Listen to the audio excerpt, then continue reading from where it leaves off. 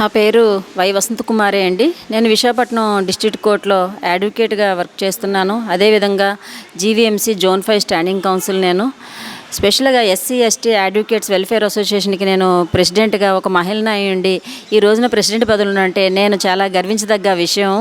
నా సోదరులు అవనివ్వండి, సోదరిమణులు అందరూ నన్ను గెలిపించారు.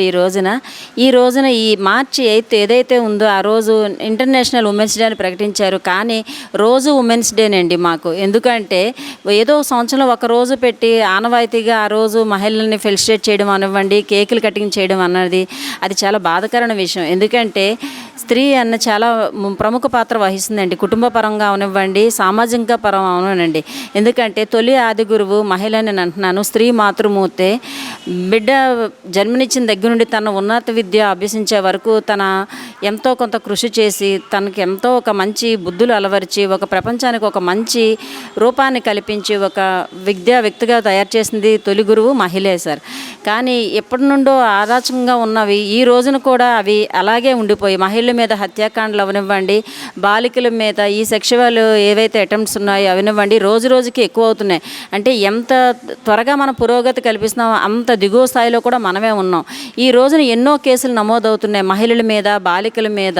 ఎందువల్లంటే ప్రతి స్త్రీమూర్తి తను చదువుకోవాలి, తనతో ఉన్న వాళ్ళని చదివించాలి. ఏ రోజైతే ఎడ్యుకేట్ అయ్యామో ఆ రోజున ఇటువంటి అసమానతలన్నీ తొలగుతాయండి. ఎడ్యుకేషన్ లేకపోవడం వల్లనే ఏం చేస్తున్నామో అర్థం కాక ఎటో వెళ్ళబోయి ఎటో వెళ్తున్నాం. ఈ రోజున టెక్నాలజీ పెరిగింది, అంతే అతి త్వరగా పురోగతి సాధించామంటున్నాం. కానీ తీరా వెనక తిరిగి చూస్తే పురోగతి అంటూ ఏమీ లేదండి. ఎందుకు లేదు అంటే స్త్రీని అణచివేతకు గురి చేస్తున్నారు. ప్రతి కాలేజీల్లోనండి, కుటుంబంలోనే అణచివేత ఎక్కువ ఉందండి. ఒక మగపిల్లడు ఆడపిల్ల ఉన్న దగ్గర పేరెంట్స్ మనమే ఏం చేస్తున్నాం, అబ్బాయికి ఏమో ఫైనాన్షియల్ మ్యాటర్స్ చెప్తాం, షాప్కి వెళ్ళి సరుకులతోనే, అమ్మాయే కదా ఆడపిల్లని నువ్వు ఇల్లు తుడిచేయమ్మా, గిన్నెలు తోయమంటే అక్కడ మనమే ఈ కుటుంబంలోనే ఆడపిల్లని అణచివేస్తే రేపు పొద్దున్న ఆ ఆడబిడ్డ బయటకు వెళ్ళి ఎట్లా బ్రతకగలదు? మగపిల్లడిని ఎలా పెంచుతున్నామో ఆడపిల్లని కూడా అలాగే పెంచితే ఒక మంచి ప్రపంచాన్ని తను చూస్తుంది. తనకు సెల్ఫ్ సెక్యూరిటీ అన్నది మనం కలిగించాలండి. ఏవో రకరకాల విద్యలు నేర్పించాలి ఆడపిల్లకి. బయటికి వెళ్ళినా ఎలా ఎదుర్కొనవాలి, కౌన్సిలింగ్లు ఇప్పించాలి పిల్లలకి. భయం అన్నది వదిలేయమని మన పుట్టుకతోటి పిల్లలకి నూరిపోయాలండి.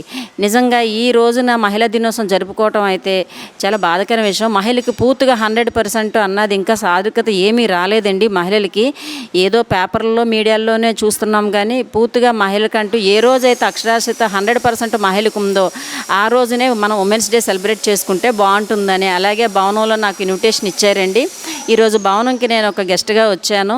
ఎంతోమంది మహిళలు ఇక్కడ హాజరయ్యారు. నా వంతు నేను చెప్పడం జరిగింది. భవనం వారికి నా యొక్క కృతజ్ఞతలండి. అలాగే నా సోదరి మనలందరికీ నా యొక్క శుభాభివందనలండి.